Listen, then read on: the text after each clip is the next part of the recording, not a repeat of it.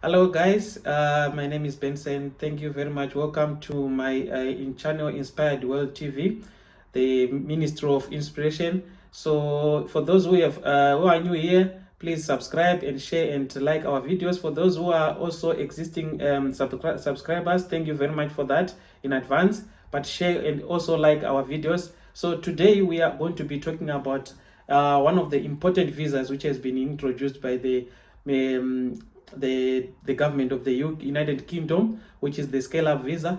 The ScaleUp visa is a very good visa. It's encompassing. That's the good thing about it.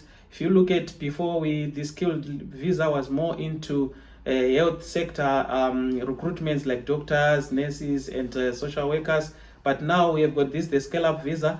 It's like a critical skills visa, which encompasses a lot of professions. So everybody is now has got a very high chance of migrating to the UK, which was not possible before. So some of the people they requested me inform. They've been constantly requesting me about the information, isn't like explaining some of the requirements, which seems to be confusing people. So I just thought, let me just do a good service to the people and then explain some of the requirements, some of the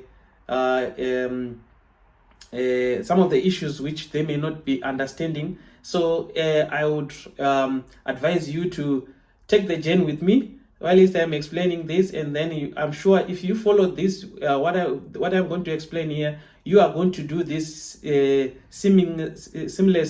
You won't have any problems, and then you can do it. So sometimes, it's all about trying to avoid these agencies, these immigration solicitors and that kind of stuff, because we don't have money. We just have to save money. We just have to make sure that we do what we have, and we pay when it is necessary. So that's why I decided to do this video. So I will start by explaining what is a ScaleUp visa. So a ScaleUp visa, it allows you small companies, or what we call eligible small fast growing companies in the UK, to recruit overseas or international workers.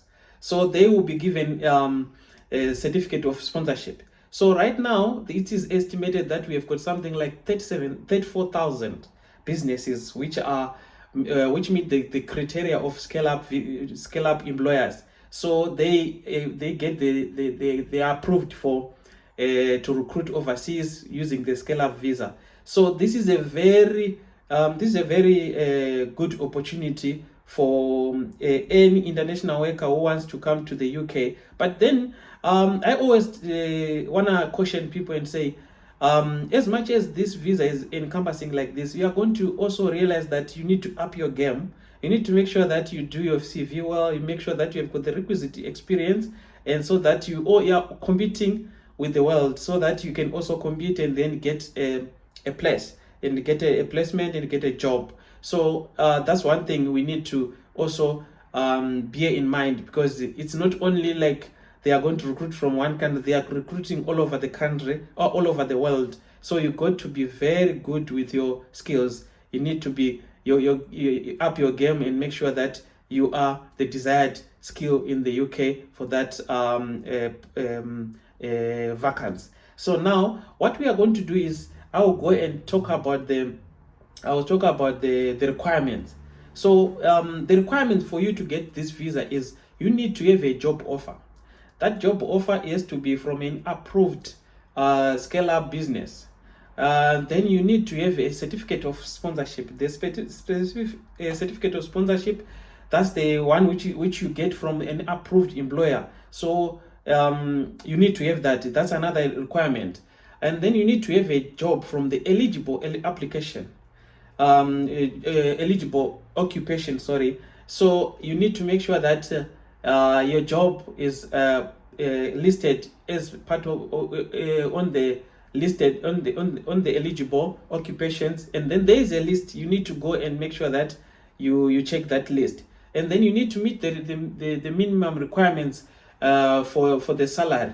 So it has been pegged at 33,000 per annum, and then, or what we call a going rate. So I'm going to explain that as well later. What is that? What is a going rate? What is a minimum minimum salary requirement. Then you also need to look at your English requirements. Some of the people who come from other countries, they are exempted from English, but some they are not exempted, so you need to see if you are exempted or not. So it's another issue we need to look at. And then you also look at if you have got sufficient funds for you to live in the UK. So you need to look at that as well, if you've got sufficient funds to live in the UK. So those are the main requirements for you to get that visa. But then we need also to ventilate the issue of like those the certificate of sponsorship. What is an approved employer? What is a certificate of sponsorship? We need to ventilate that. So we are going to do that as we expand our presentation, so that, like I told you, we need to make sure that it's a stage by stage or step by step presentation, which makes someone comfortable and finish the application without any hiccups. Thank you.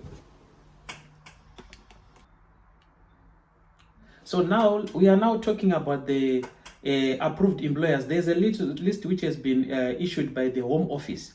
This list has got all the employers who have been approved to hire on a ScaleUp visa. So which means those employers, they can give you a certificate of sponsorship, which allows them to hire you from international countries. So that's what I want to explain to you. How do you get to see if your employer is part of that list? So you go to the Home Office website, you go there and then you click the link where it says list of approved employers. Once you click that, I would suggest that you download an Excel file and sort it properly. Then you are going to start to look for the companies which are approved, which are in your area. Maybe if you're in IT or in caregiving or a nurse, you just go and look for the companies which are hiring, or you go to their website and then you start applying.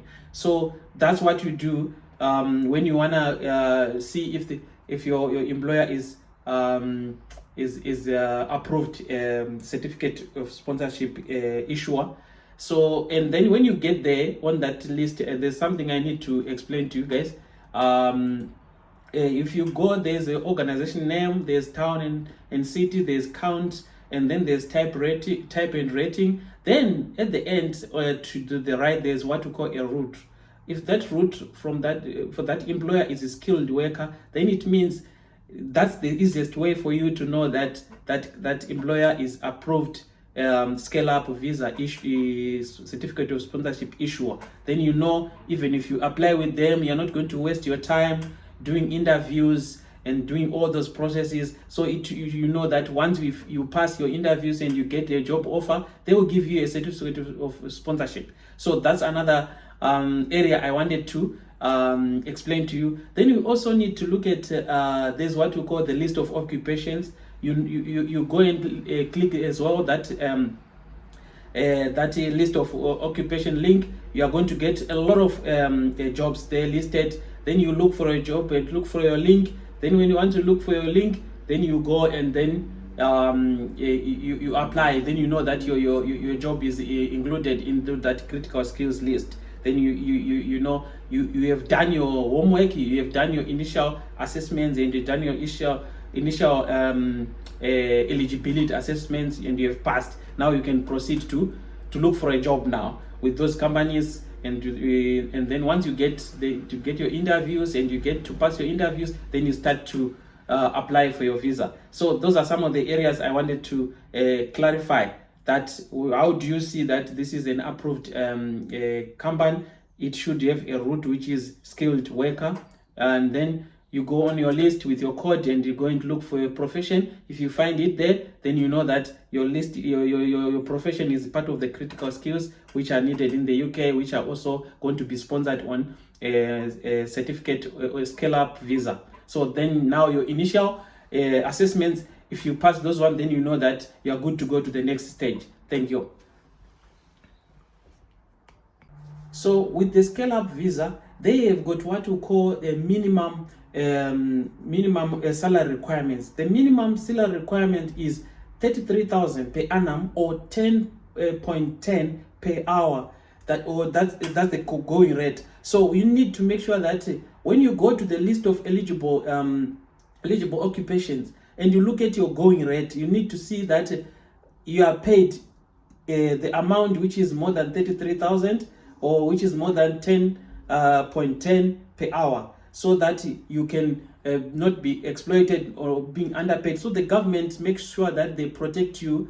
They protect you against exploitation. They make sure that you get the salary which is equal or above the minimum requirement. So you need to make sure that you do your homework. You make sure that you meet the requirements, so that you don't waste your time applying to an employer, doing all those interviews, and then come the visa, the government rejects your visa and they tell you that you are not being paid enough money. So you got to make sure that the assessments, they are very, very, very thorough, and you have met all your requirements, so that you don't waste money going to the process, because a pound is expensive. A pound is expensive. Like if you are from like emerging markets or in underdeveloped countries, the currencies are the money is not there. It's not there. You are trying to just make sure that you get it right. That's why I'm explaining this. You get it right in the first instance, so that you don't waste money. So make sure that